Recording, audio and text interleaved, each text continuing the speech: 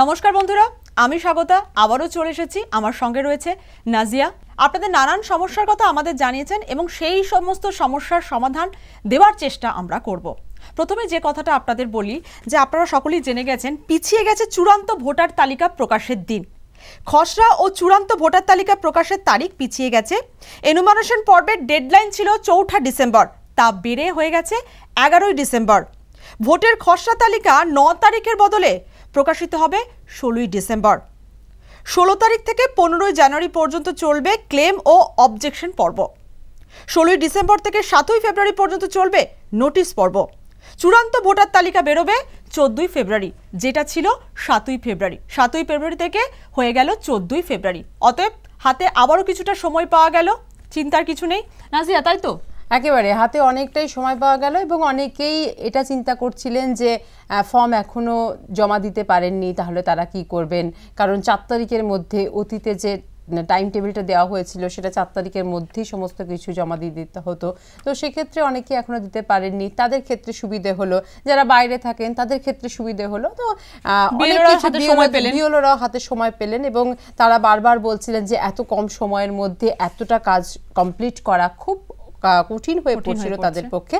এবং সমস্ত কিছুর দিক থেকেই কিন্তু বিবেচনা করে জাতীয় নির্বাচন কমিশন তারা সিদ্ধান্ত নিয়েছেন যে এই যে ভোটার তালিকা সংশোধনীর পর্ব এবং খসড়া তালিকা প্রকাশের তারিখ, পাশাপাশি চূড়ান্ত তালিকা প্রকাশের তারিখ এবং এই খসড়া তালিকা প্রকাশের আগে যে সমস্ত কিছু সাবমিট করতে হবে তার তারিখের বদল করা হোক। এবং সেই কারণেই কিন্তু এই বদল করা হয়েছে। এতে যেমন বিএলওরা তারা কিছুটা সমস্যা সমাধান করতে পারবেন এবং পাশাপাশি যারা এখনো পর্যন্ত সম্পূর্ণ ফর্ম জমা দিতে পারেনি সেই সংখ্যাটা হয়তো খুবই কম, নিতান্তই হয়তো কয়েকজন আছেন। সমস্যার কারণে একটুখানি অসুবিধা হচ্ছিল বিএলওরা, অনেক সময় সমস্যা হয়েছিল, সাবমিট করা যাচ্ছে না এবং নট ফাউন্ড দেখাচ্ছে কোথাও কোথাও। আবার অনেক সময় এই সমস্যাটা আসছে যে অনলাইনে নাম নেই 2002 এর ক্ষেত্রে, কিন্তু হার্ড কপিতে আছে। তো সেগুলো কিভাবে তারা সমাধান করবেন সেই সংক্রান্ত উত্তরও আজকে আমরা নিয়ে এসেছি এবং এই সংক্রান্ত কিছু সমস্যার কথাও আমাদের কাছে এসেছে, সেগুলো নিয়েও আপনাদের সঙ্গে আলোচনা করব। এবং অবশ্যই আমরা প্রশ্ন পর্বে চলে যাচ্ছি। বিলাস চৌধুরী প্রথম তিনি লিখেছেন, তিনি একজন প্রবীণ ভোটার।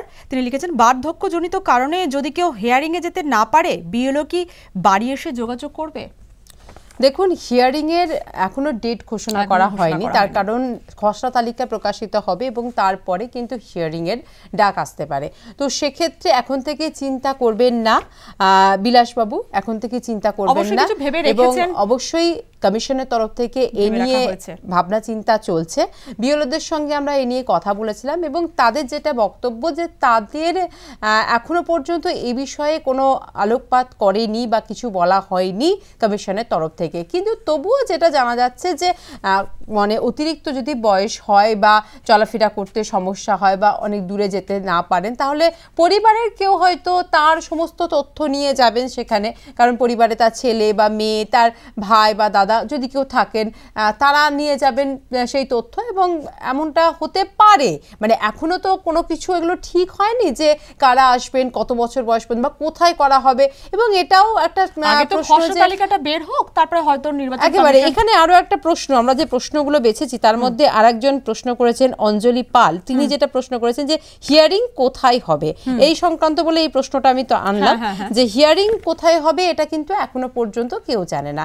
হিয়ারিং একটা জায়গায় নিশ্চয়ই হবে না, সমস্ত পশ্চিমবঙ্গের সমস্ত মানুষ সেখানে যাবে সেটা অবশ্যই হবে না। তার কারণ যদি সেখানে হয় তাহলে তো লাখ লাখ মানুষ এক জায়গায় গিয়ে ভিড় করবে, মানে কাজ করাই অসম্ভব হয়ে পড়বে। আমরা যতটুকু তথ্য পেয়েছিলাম আগের ভিডিওতে জানিয়েছিলাম যে হিয়ারিংটা যদি হয় কোনো সরকারি দপ্তরে হবে, কোনো সরকারি দপ্তরে, যে দপ্তর আপনার এলাকায় কোথাও একটা সরকারি আধিকারিকরা থাকবেন, বিডিও অফিস বা সরকারি আধিকারিকরা থাকবেন, সেখানে হয়তো বিএলওরাও উপস্থিত থাকতে পারেন। তার কারণ তাদেরকে সমস্যার যে সমাধান ক্ষেত্র, সেখানে তারাও উপস্থিত থাকতে পারেন।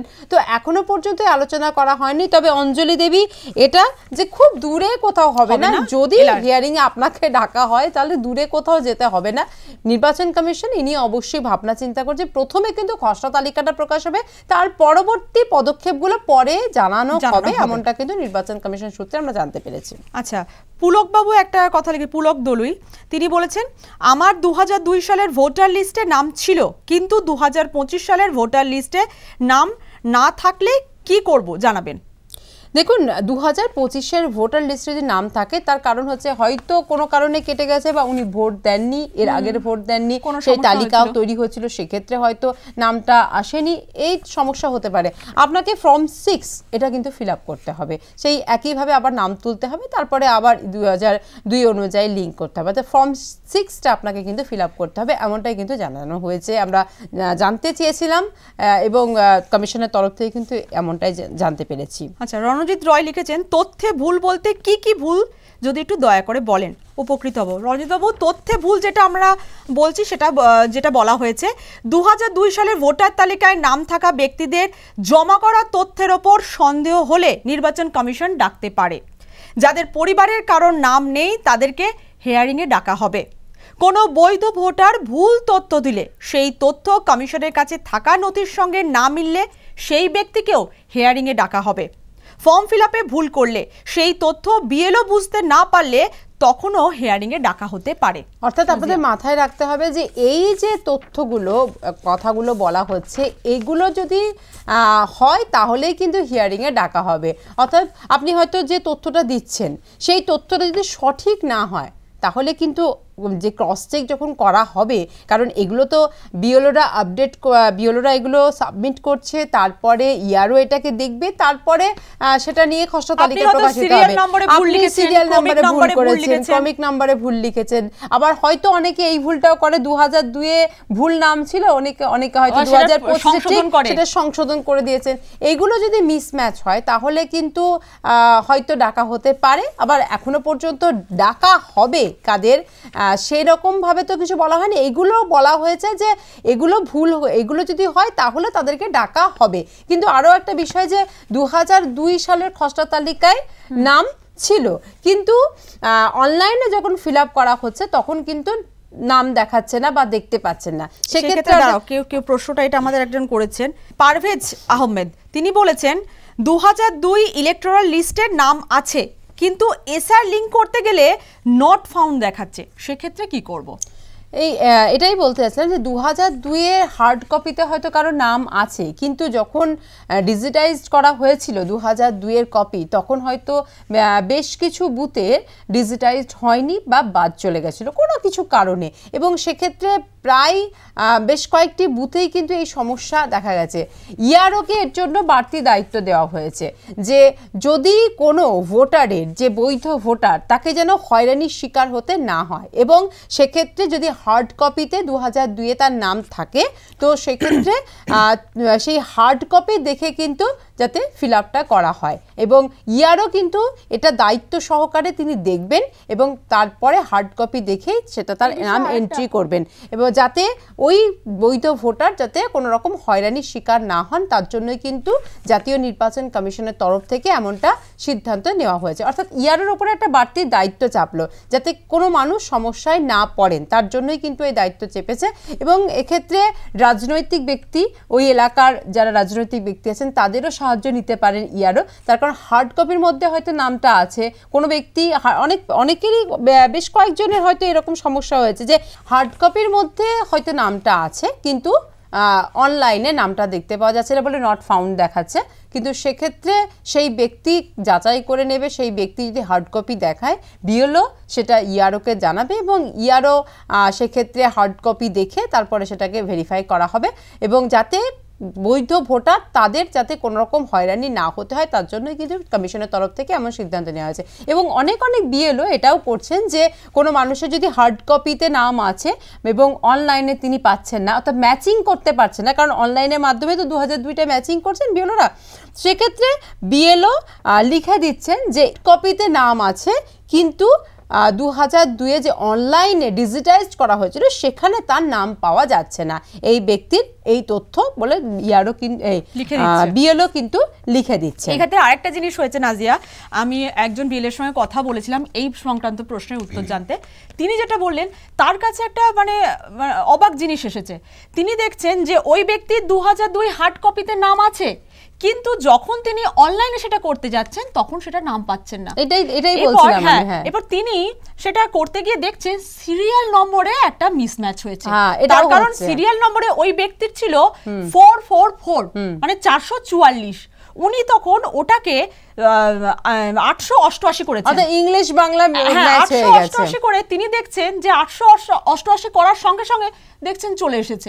এরকম দুটি উনি কেস পেয়েছেন যে অনেক ক্ষেত্রে দেখা যাচ্ছে যে আমিও শুনেছি যে এরকম একটা কেস হয়েছিল, বেশ কয়েকটি কেস হয়েছে যে সেক্ষেত্রে সিরিয়াল নাম্বারে বাংলা ইংলিশ করতে গিয়ে গন্ডগোল হয়ে গেছে। নাম আছে কিন্তু অনলাইনে নট ফাউন্ড দেখাচ্ছে, তাদের কিন্তু চিন্তার কারণ নেই। এটা কিন্তু বিএলওকে বলাই আছে, ইয়ারোদের বলাই আছে যে তারা এই বিষয়টি দেখবেন। কোনো বৈধ ভোটার কোনোভাবেই হয়রানির শিকার যাতে না হয় সেদিকে কিন্তু সজাগ রয়েছে কমিশন। Shubhra Majumdar, Nazia, form fill up যারা শিফটেড হয়েছে পুরনো ঠিকানায় গিয়ে এসেছেন, এবার সেটা পরিবর্তন করে নতুন ঠিকানায় করার অনলাইন পদ্ধতি কি হবে, মানে এই সংশোধন কবে করা যাবে অনলাইনে, এটা শুভ্র মজুমদার জানতে চেয়েছেন। শুভ্র মজুমদার বলেছেন যে ফর্ম ফিল আপ যারা শিফট হয়েও পুরনো ঠিকানায় গিয়ে এখন এসআইআরটা করছেন। আপনি তো এসআইআর করছেন, খসড়া তালিকা প্রকাশিত হওয়ার পর সংশোধনের একটা ডেট দেওয়া যাবে। সেই সংশোধনের সময় কিন্তু আপনি তালিকার নামটা সংশোধনের সময় আপনি আপনার ঠিকানা পরিবর্তন করবেন। অবশ্যই তার জন্য আলাদা করে ফর্ম ফিল আপ করতে হবে এবং যে ঠিকানাটায় বর্তমানে আপনি আছেন সেই ঠিকানাটা আপনি অ্যাড করার জন্য অবশ্যই আপনি ফর্ম ফিল আপ করবেন এবং সেই ফর্ম ফিল আপের মাধ্যমে আপনি আপনার ঠিকানা পরিবর্তন করবেন। কিন্তু এই যে এসআইআরটা হচ্ছে এটা আপনার 2002 লিঙ্ক অনুযায়ী কিন্তু 2002-কে ম্যাপিং করেই কিন্তু এই এসআইআরটা হচ্ছে। তাই এই পদ্ধতিতে আপনার পরিবর্তন, ঠিকানা পরিবর্তন সেগুলো পরে হবে। এই পদ্ধতিটা শুধুমাত্র ওই 2002-এর যা ঠিকানা আপনার আছে সেই অনুযায়ী, এবং অবশ্য 2025-এর যে আপনার ফর্মটা পেয়েছেন সেখানেও তো ওই একই ঠিকানাই আছে। অতএব আপনার তো পরিবর্তন করার এখন কোনো জায়গা নেই, আপনাকে পরবর্তীকালে আপনি ফর্ম ফিল আপ করে এটা পরিবর্তন করবেন। আচ্ছা, মিস্টার সাদ্দাম উনি জানিয়েছেন যারা 2002-এ বাবা মা কারোর সাথে লিঙ্ক হয়নি তাদেরও কি খসড়া তালিকাতে নাম থাকবে? বাবা মা কারোর সাথে লিঙ্ক হয়নি তাদের খসড়া তালিকা 2025 ভোটার তালিকাটা আছে। 2025-এর যে ভোটার তালিকা তাতে নাম তো গত বছর যারা মানে গত ভোটে যারা ভোট দিয়েছে, 2024-এ যারা ভোট দিয়েছে তাদেরও নাম রয়েছে, কিন্তু 2002-এ তো তাদের নাম নেই, তাদের বাবা মার মাধ্যমে তারা লিঙ্ক করছেন। সেক্ষেত্রে বাবা মায় যদি নাম না থাকে, দাদু দিদার কি তার আছে সেটা উনি উল্লেখ করেননি। আপনি কিন্তু দাদু ধরে নেওয়া হচ্ছে যে নেই, তাহলে কিন্তু ওনাকে ডাকা হতে পারে, হিয়ারিং এ ডাকা হবে। 11টি নথির মধ্যে একটি নথি আপনাকে দেখাতে হবে, কারণ 2002-কে লিঙ্ক করা হচ্ছে। আর এর জন্য কিন্তু কমিশন যে মানুষগুলিকে বেছে দিয়েছে যে হয়তো দেখো তোমার বা আমার নেই কিন্তু আমাদের বাবা মায়ের আছে, আমাদের বাবা মাকে লিঙ্ক করতে হবে। অর্থাৎ কোনো ব্যক্তি যদি নিজের না থাকে তাহলে কিন্তু তার বাবা মাকে লিঙ্ক করতে হবে, তার দাদু দিদাকে লিঙ্ক করতে হবে বা ঠাকুরদা ঠাকুরমাকে লিঙ্ক করতে হবে। অর্থাৎ কমিশন কিন্তু লিঙ্ক করার জন্য, ম্যাপিং করার জন্য মানুষও বেছে দিয়েছে। সেক্ষেত্রে আপনার যদি কোনোটাই না থাকে তাহলে ওই 11টি নথির মধ্যে আপনাকে একটা নথি কিন্তু দেখাতে হবে সাদ্দাম বাবু। এরপর যাচ্ছি স্মৃতি সোনাল, তিনি কি বলেছেন? তিনি বলেছেন 1990 সালের মাধ্যমিকের অ্যাডমিট কার্ড, 1972 সালে জন্ম, তার কি নাম কাটা যাবে? 2002 সালে ভোটার তালিকায় নাম নেই, বাবা বেঁচে নেই, দাদা 2002 সালের ভোটার তালিকায় নাম আছে, তাহলে কি নাম কাটা যাবে? দেখুন 2002 সালের পরে জন্ম নিলেও নাম কাটা যাবে না যদি বৈধ ভোটার হয়। সেক্ষেত্রে তার কারণ হচ্ছে 2002 সালের পরেও তো বহু মানুষ জন্মগ্রহণ করেছে, তারাও কিন্তু ভোট দিচ্ছে, তাদের পরিবারের সঙ্গে তারা লিঙ্ক করছে। 2000 কোনো লিঙ্কই পায়নি, উনি বলছেন যে কোনো লিঙ্ক নেই, বাবা বেঁচে নেই, দাদা 2002 সালে ভোটার তালিকায় নাম আছে। ওটা নিয়ে যাবেন, এক্ষেত্রে আপনি তথ্যটা নিয়ে যাবেন। আমরা এর আগেও অনেক ভিডিও করেছি, তাতেও আমরা জানিয়েছি যে এই যে পরিবারের রক্তের সম্পর্ক বা আত্মীয়, সেক্ষেত্রে তো কমিশন 6 জনকে বেছে দিয়েছে, অর্থাৎ বাবা মা দাদু দিদা দিদা ঠাকুরদা ঠাকুরমা, এই 6 জন যেটাকে বিএলও লিঙ্ক করতে পারবে, এই 6 জনকে। কিন্তু তার বাইরে এই যে দাদা বা কাকা বা জেঠু যারা আছেন তাদের যদি 2002 সালের তালিকায় নাম থাকে সেক্ষেত্রে কিন্তু লিঙ্কটা কিন্তু চলে আসে। অর্থাৎ দাদার যদি থাকে আপনার বাবার কিন্তু অটোমেটিক্যালি নামটা চলে আসে। আপনারও কিন্তু ভোটার তালিকাতে বাবার নামটা লিখতে হয়েছে, যে আপনার যে ফর্মটা ফিল আপ করেছেন আপনি এই সংশোধিত তালিকার জন্য, সেখানে কিন্তু বাবার নাম লিখতে হয়েছে, আপনার মায়ের নাম লিখতে হয়েছে, আপনার দাদাকেও কিন্তু লিখতে হয়েছে, আপনার বাবার নাম মায়ের নাম, শুধু এপিক নাম্বার হয়তো দিতে পারেননি, সেটা আলাদা বিষয়, কিন্তু নাম তো লিখতে হয়েছে। এবার আপনিও 25 যেটা ফিল আপ করেছে সেখানে আপনার বাবার নাম লিখেছেন, আপনাকে অবশ্যই হিয়ারিংয়ে ডাকা হতে পারে। এখনও কিন্তু কমিশন কিছু জানায়নি যে এই রকম ধরনের সিচুয়েশনে তারা কি করবে, পরবর্তী হয়তো কোনো পদক্ষেপ তারা নেবে কিনা, বা প্রচুর মানুষ হয়ে গেলে এগুলোকে লিঙ্ক হিসেবে আরো অ্যাড করবে কিনা, পরের ধাপে কিছু করবে কিনা, অনেক কিছু। কারণ আমরা দেখলাম যে এই যে খসড়া তালিকা প্রকাশের তারিখ পরিবর্তন করা হলো, যে মানে চূড়ান্ত তালিকা সেটা তারিখ পরিবর্তন করা হলো, তো সেক্ষেত্রে ভাবা হচ্ছে, তো সেক্ষেত্রে আবার কমিশন নতুন করে কিছু পদ্ধতি অবলম্বন করবে কিনা, যে এত মানুষ হয়ে যাচ্ছে হিয়ারিং এ, দেখা যাক তার আত্মীয় বলে আরো কেউ আছে কিনা, রক্তের সম্পর্ক বলে আরো কেউ আছে কিনা, তাদেরকে বিএলও অ্যাপের মাধ্যমে অ্যাড করা যায় কিনা, সেগুলো ক্ষেত্রে কোনো সিদ্ধান্ত নিলে পরবর্তীকালে হয়তো নেবে। কিন্তু যদি আপনাকে ডাকা হয় তাহলে কিন্তু এটা আপনার রেফারেন্স হিসেবে অনেক কাজে। অতএব স্মৃতিদেবী, আমরা যেটা আগে বলেছিলাম যে ফাইলে আপনার এনুমারেশন ফর্ম এবং তার সঙ্গে আপনার দাদার যে ভোটার কার্ডের একটা জেরক্স এটা রেখে দিন, এবং ওই 11টি নথির মধ্যে যে কোনো একটি রেখে দিন। যদি আপনাকে, আমরা আবারও বলছি, যদি আপনাকে হিয়ারিংয়ে ডাকা হয় তবে সেগুলো একটু দেখিয়ে দেবেন, তাহলে আপনাকে হিয়ারিং এ ডাকাই হবে, তার কোনো গ্যারান্টি কিন্তু এখনো পর্যন্ত নেই। তার কারণ কমিশন পদে জানায়নি, তাদের সিদ্ধান্ত বদল করছে, পদে পদে নতুন সিদ্ধান্ত নিচ্ছে। তাই যদি হয়, যদির কথার উপর আমরা জোর দিচ্ছি স্বাগত, যদি হয় তাহলে কিন্তু 11টা নথির মধ্যে একটা নথি দেখালেই অবশ্যই। আর আপনার দাদার তো আছে, সেক্ষেত্রে আপনার তো একটা এক্সট্রা পাওয়ার আপনার আছেই আপনার কাছে। আচ্ছা, এবার ডি প্রশান্ত কুমার, তিনি বলেছেন আমার স্ত্রী বৈধ ভোটার, 2002-এ এসআইআর লিস্টে নাম আছে, বাবার নামও আছে, আমার স্ত্রী বৈধ সমস্ত প্রমাণসহ ফর্ম পূরণ করেছে, বিএলওতে জমাও করেছে, কিন্তু এখনও কমিশনের সাইটে সাবমিট দেখা যাচ্ছে না। বিএলওকে ফোন করেছিলাম, কিছু বলতে পারছেন না কবে হবে, কিন্তু সময়সীমা প্রায় শেষ হয়ে গেছে, কি করব, কাকে বলবো, কিছু বুঝতে পারছি না। ডি প্রশান্ত কুমার, কমিশনের তরফ থেকে ইতিমধ্যেই সময়সীমা বাড়ানো হয়েছে। বহু বিএলও কিন্তু কমিশনকে জানিয়েছিলেন যে এই সময়সীমার মধ্যে তারা করে উঠতে পারছেন না। তার কারণ কোনো বিএলওর আন্ডারে 1200 ভোটার আছে, কারো কাছে 1100 আছে, কারো কাছে 1000 আছে। তো এই সময়ের মধ্যে তারা কিন্তু সমস্ত কাজ কমপ্লিট করতে পারছেন না, তাই সময়সীমা বাড়ানোর কথা দাবি তোলা হয়েছিল। সেই দাবি কমিশন মেনে নিয়েছে এবং কমিশনের তরফ থেকে সময়সীমা বাড়িয়ে দেওয়া হয়েছে।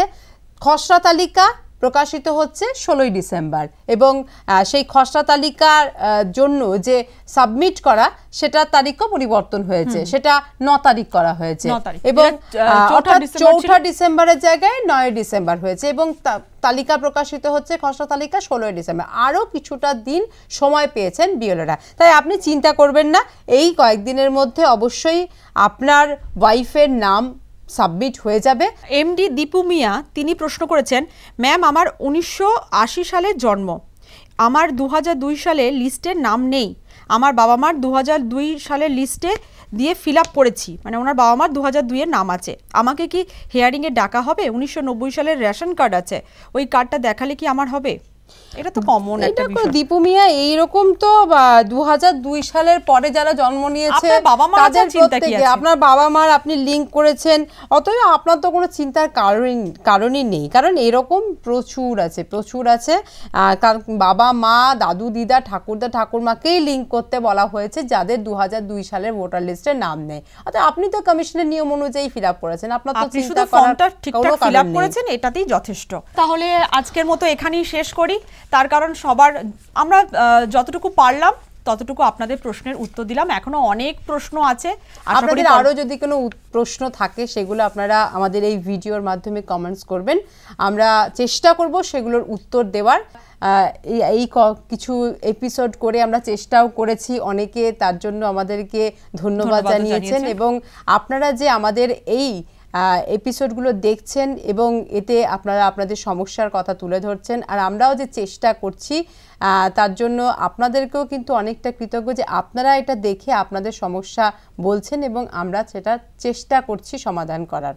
অতএব আপনাদের আরও যদি প্রশ্ন থাকে আপনারা জানাবেন আমাদের ভিডিওতে এবং আমরা চেষ্টা করব সেই সমস্ত প্রশ্নের উত্তর দেওয়ার। অনেকের প্রশ্নের উত্তর আমরা হয়তো এইটুকু সময়ের মধ্যে দিতে পারছি না, কিন্তু তারা চিন্তা করবেন না, তাদের প্রশ্নের উত্তর আমরা হয়তো পরবর্তী ভিডিওতে দিয়ে দেব। অতএব আজকের মতো এখানেই শেষ করছি।